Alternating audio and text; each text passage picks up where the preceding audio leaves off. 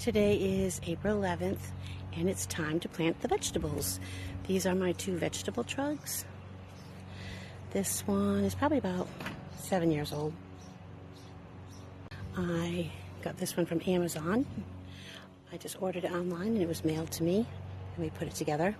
The other one in the back is from Gardener's Supply and I've had that for about 10 years.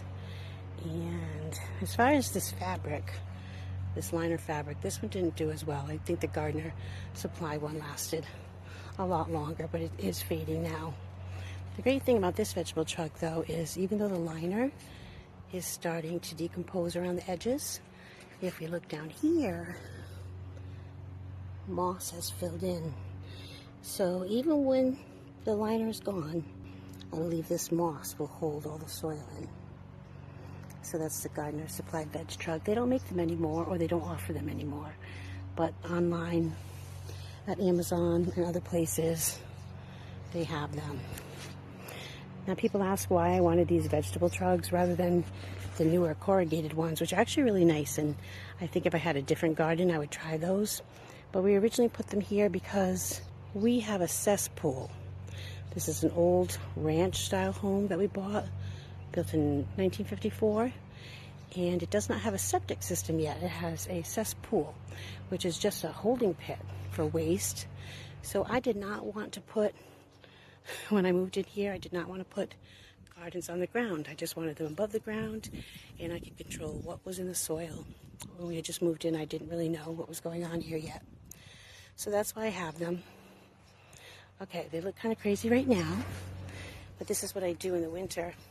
I cover it all with brand new cardboard, and then I just throw a bunch of branches and logs that we have from cutting down trees on top of them. These logs always come in handy for other things too, so we'll just save those, and I will save all of my cardboard. I'll just throw it in, and I'll use it to fill in the bottom of containers. I have dahlias to plant, and I have other flowers I'd like to plant in containers. So I use what I have to fill in the bottom, and all this old cardboard that will go on the bottom of my containers.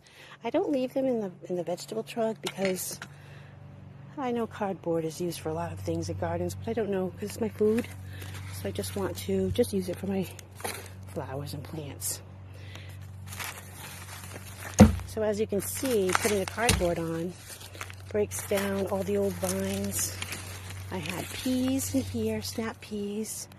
I believe I had zucchini possibly. I did have radishes and carrots. And a lot of different vines. In the other truck, I had cucumbers. And I also had bush beans, I believe. I might have had bush beans in this one as well. But it really helps to break down the soil. We'll just take a few of these out just to show you. We'll store them for another project. But I like healthy. Like all the little vines just being there since last summer covered up. It's like the soil is all ready to go.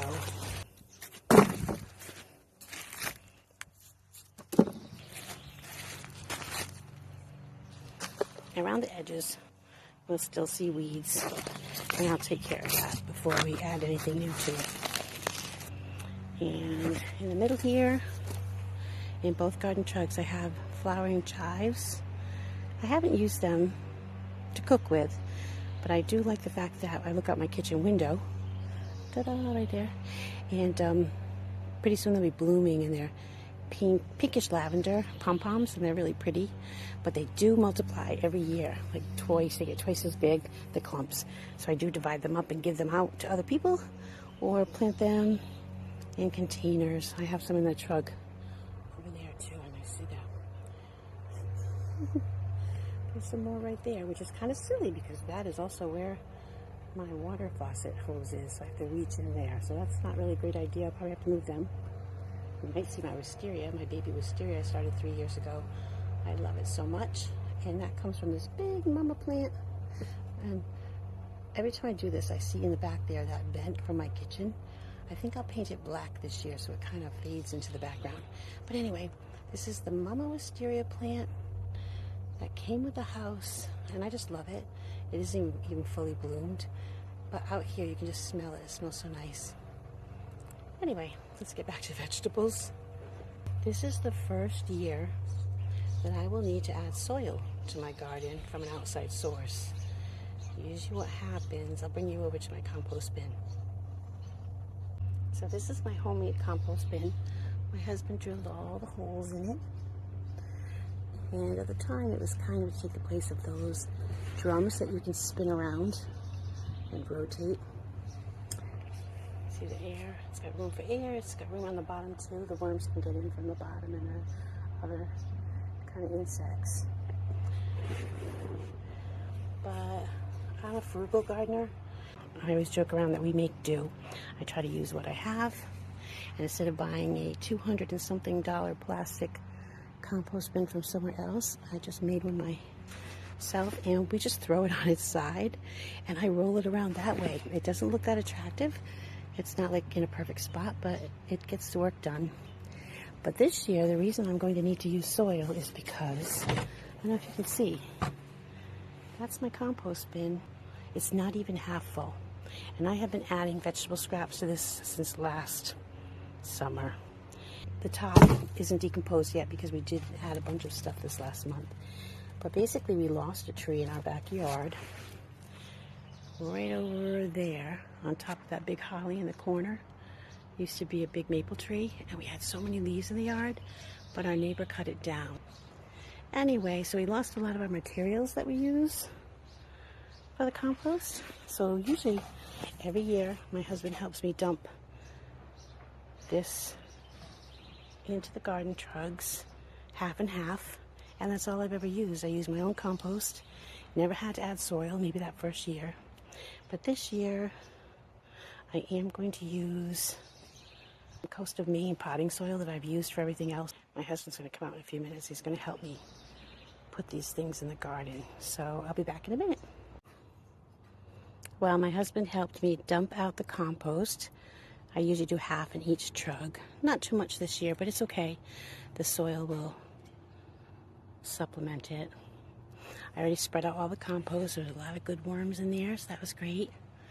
And I watched Steph on YouTube, Hooked and Rooted, and she uses this Coast of Maine product too, but a different, I think like a different version. They have different ones. They have compost, potting soil, and she cut it open this way, and she just lifted it up and dumped it out. So hopefully, yeah, that was a good tip from her.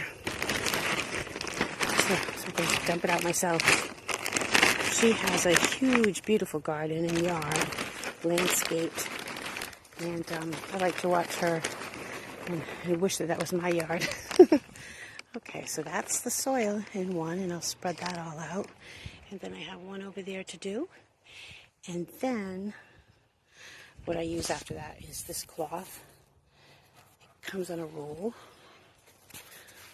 I've had it now a few years. It seems to be the same fabric that they use for lining the trugs. The same fabric here. And also kind of like the grow bag fabric. I have tried gardening without fabric on top, and I get a lot of weeds by the end of the season. I still get weeds with this too, along the edges and around the openings, but a lot less than if I just let it go without the fabric. Okay, so the compost has been spread out and laid out, and then I opened up the Coast of Maine bags of soil and spread that out. I have to say today is just a beautiful day. It's about 50-ish, and it's overcast, which is perfect for, labor-intensive days when you're out and not being in the full sun all the time. So what I did was I already cut pieces of the cloth that I will put in, and then I'm going to use these garden staples. I have a ton of these. I use them for my wire baskets in my garden to keep them down, but I also keep them to secure the cloth in place. So that will be the next step. Putting the lining fabric in took me about 15 minutes. I had the pieces already cut, and of course I had my staples ready to go. And one thing that I do like is, these are very old. I put them here originally, binder clips. I bought them at the Dollar Tree, and they fit on here perfectly originally to hold this fabric in, but then I also use this little flap to tuck in these loose pieces.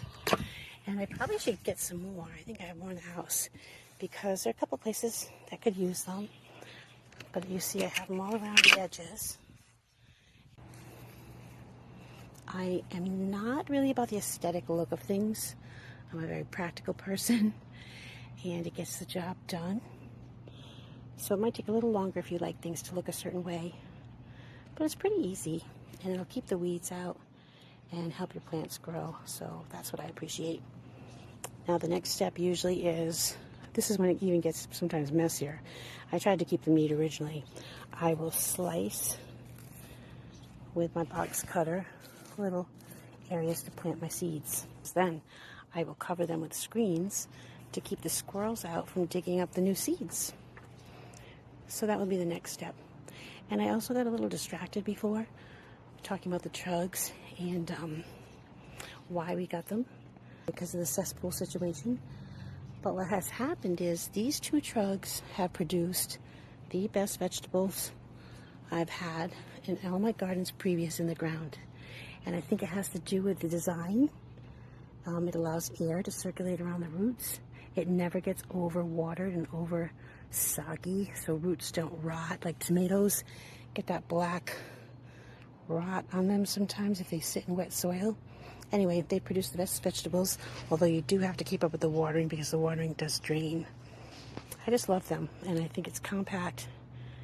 For me at my stage of life, I'm 61, and I worked with children my whole life. So I sat in little chairs, I bent down by my knees, and I was on the floor all the time with children, sitting cross-legged. And the last couple of years, my knees have not been great. So this allows me to stand up and garden. I don't have to get down on the ground or even bend over at my waist like I do with my flowers. So I find that they're really great. If you like to garden but maybe can't get down on the ground anymore, I think these trugs have been a lifesaver for many different reasons. And then one other thing I'll say about these companion plants, I planted them originally to help my cucumbers because I used to get a lot of vine borers or squash borers, and I plant these using nasturtiums. I have some borage that I winter sowed that I'm going to plant in this trug this year, and I also usually add marigolds at one point in the season, and it seems to have helped keep the pests at bay. Okay, so I picked up my seeds now and I started to place them around where I'm going to put them. I don't grow a ton of different kinds of vegetables. I grow what I like to eat and what would cost me more money at the organic store. I eat a lot of cucumbers every day at least. So this is my favorite brand, High Mowing Seeds. I've been using them for years, especially my cucumbers and a lot of my beans and snow peas. You'll see that over there too. This year I'm trying these long Japanese slicing cucumbers from Renee's garden, so we'll see how that goes. Over here, what's over here? I tried these last year, green finger cucumber, and they were pretty good, but I really did like, I always just like the market more variety, so I'll try those over here. I have chives here, and chives are supposed to be really good around cucumbers, repelling cucumber beetles, so I'm going to plant a lot of them over here. And I do plant them in succession, so I'll plant them now, but then in another month I'll plant some more. Because as I said, I eat them every day. These are well-loved seeds. They've gotten wet. These are snow peas, and they're so good. Those are the ones we put in stir-fries. So High Mowing Seeds again, they're my favorite. They never let me down. These are Provider bush beans. I don't have the beans that climb. These are great. They're just delicious, and they're like long French string beans. So those are very good fresh. So this bed will have those because cucumbers can't be planted next to a lot of different things. So this bed will have mostly, I'm going to try this year, cabbage. And they say that's really great next to chives too. And the chives will kind of hide them from the sun. So that'll be good as the heat comes. I'm going to try beets this year. This is something I'm trying to have more of for high blood pressure problems. But also, I really like the greens. The greens taste like spinach and they're delicious. So I'm going to try to grow them this year, and they're supposed to be good next to cabbages. In both trugs, I will plant carrots. These are leftover burpees. And I did try these last year from High Mowing Seeds. And I usually do them right down the middle because with the trug, you know, it's shaped in a V shape. So that is the deepest level for like root crop type things to do. Over here, you'll see a slice I make. These are seeds I saved last year. They were Easter egg radishes. They come in different colors. Please excuse my Band-Aid. This is what they are. I got them online last year. Silver Lake Seed Company. I believe it was an Etsy company that I bought them from. I'm not sure though. But they grew wonderfully and they came in different colors. You can see purple, red, and white ones. I'm not a huge radish fan originally, but oh, there goes a little ant. They're a really good trap crop. So I actually grew them all around just to be like a pest deterrent. However, thinly sliced, they're not too bad. And I've heard that you can roast them and they're good. And they're actually just very good for you and they're healthy. So I'm going to try to eat more this year.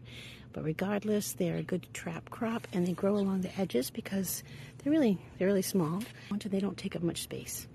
Over here, I will plant more provided bush beans. They just changed the packaging this year.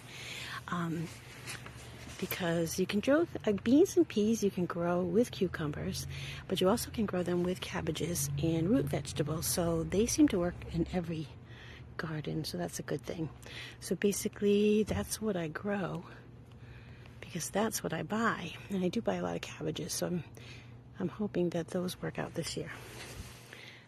So let's start making some holes. I already started, you see. I used my box cutter and I just made a strip, and then I kind of make these X's. I'll plant the seeds in there and I'll just come in with a scissor later and cut around the X's. I did have one borage this year in my winter sowing that germinated, and I'm going to put it right here because that is also supposed to be very good near cabbages and beets to deter pests as well. I think I mentioned before that I also put marigolds in here at one point during the year, but I put them in pots because one marigold seed can take up half of this trug. They grow so huge and so many flowers on them. So I just kind of put them around in different little pots. So let me just make the holes and I'll be back. So the final piece of this puzzle is I made X's and then cut off all the flaps to make these little squares. And then some I just did strips for the carrots and the radishes. I've tried different ways over the years, and sometimes I left the flaps, but then they overshadow the green and they shift, so the squares seem to work best for me. Okay, so then, I don't know if you noticed, I put the seed packets of what is planted. So these 4 areas are cabbage. Across the way in that little line are those short little new carrots. This long line down the middle, I usually plant carrots, and those are the burpee organic carrots. And in this little strip across, I just put some more radishes. And those are seeds I saved myself for my plants last year, so we'll see how that goes.